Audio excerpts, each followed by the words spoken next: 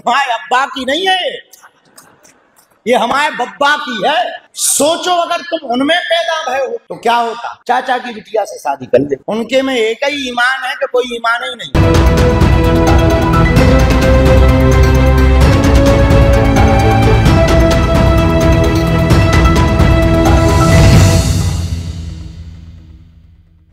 धीरेन्द्र शास्त्री के बयान से मौलवियों का बोलती बंद। कुंभ की जमीन अब्बा की नहीं, हमारे बब्बा की है। नमस्कार दोस्तों, स्वागत है आपका जन जागरण मंच के इस खास और महत्वपूर्ण वीडियो में। आज हम बात करेंगे एक ऐसे बयान की जिसने पूरे देश में चर्चा छेड़ दी है। हम बात कर रहे हैं बागेश्वर धाम के प्रमुख महाराज धीरेन्द्र शास्त्री की, जो अपने बेबाक बयानों और सनातन धर्म के प्रचार प्रसार के लिए हमेशा सुर्खियों में रहते हैं। इस बार उन्होंने एक ऐसा बयान दिया है जो न केवल सनातन धर्म के अनुयायियों के लिए गर्व का विषय है, बल्कि उन मौलवियों को भी करारा जवाब है जो कुंभ मेले की पवित्र जमीन पर सवाल उठा रहे थे। आज के इस वीडियो में हम आपको पूरे घटनाक्रम की जानकारी देंगे। दोस्तों, विवाद की शुरुआत तब हुई जब इंडिया मुस्लिम जमात के अध्यक्ष मौलाना शहाबुद्दीन रजवी बरवेली ने महाकुंभ मेले की तैयारियों पर सवाल उठाया। उन्होंने दावा किया कि महाकुंभ का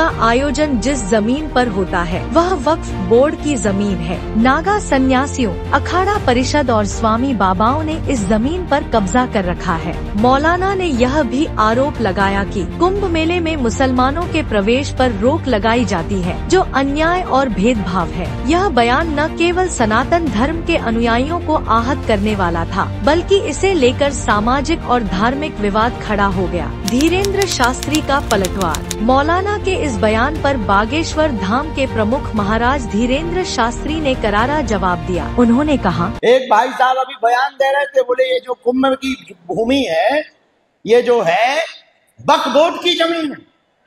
हमें खबर मिली, फोन आया कि गुरुजी ये तो वक्फ बोर्ड की जमीन है। हमने कहा उनसे कह दो कि तुम्हारे अब्बा की नहीं है, ये हमारे बब्बा की है। हाँ।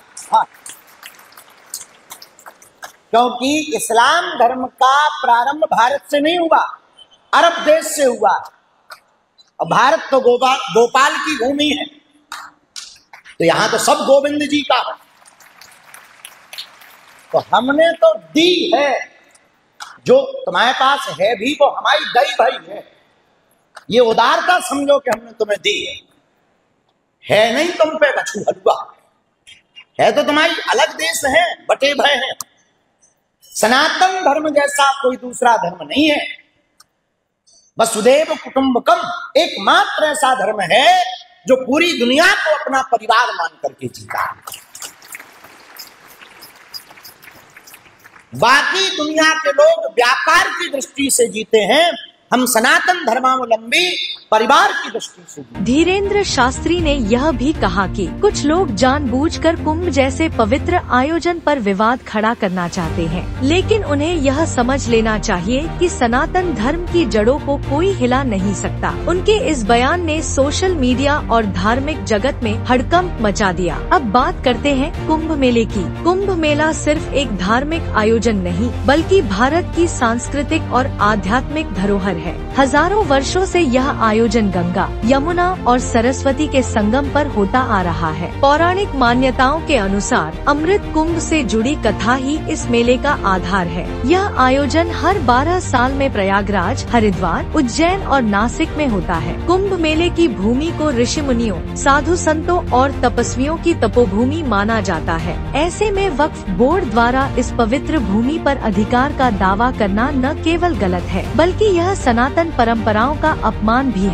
वक्फ बोर्ड के दावों की सच्चाई। अब सवाल उठता है कि वक्फ बोर्ड ने इस जमीन पर दावा कैसे किया। वक्फ बोर्ड का काम धार्मिक और सामाजिक उद्देश्यों के लिए मुस्लिम समुदाय की संपत्तियों का प्रबंधन करना है, लेकिन वक्फ बोर्ड के ऐसे कई विवादित दावे पहले भी सामने आए हैं। विशेषज्ञों का मानना है कि कुंभ मेले की भूमि पर वक्फ बोर्ड का कोई कानूनी अधिकार नहीं है। यह भूमि प्रयागराज के स्थानीय प्रशासन और कुंभ मेला समिति के अधीन है। ऐसे में मौलाना का यह दावा पूरी तरह से निराधार और भ्रामक लगता है। जनता और संत समाज की प्रतिक्रिया। धीरेन्द्र शास्त्री के बयान के बाद संत समाज और नागा सन्यासियों ने भी इस विवाद पर अपनी प्रतिक्रिया दी। एक नागा साधु ने कहा, यह भूमि हमारी साधना और तपस्या की जगह है। इसे किसी धर्म विशेष की संपत्ति बताना अपमानजनक है। जनता की ओर से भी बड़ी संख्या में समर्थन देखने को मिला। लोगों का कहना है कि कुंभ मेला भारत की पहचान है। इसे धर्म के नाम पर बांटना स्वीकार नहीं किया जा सकता।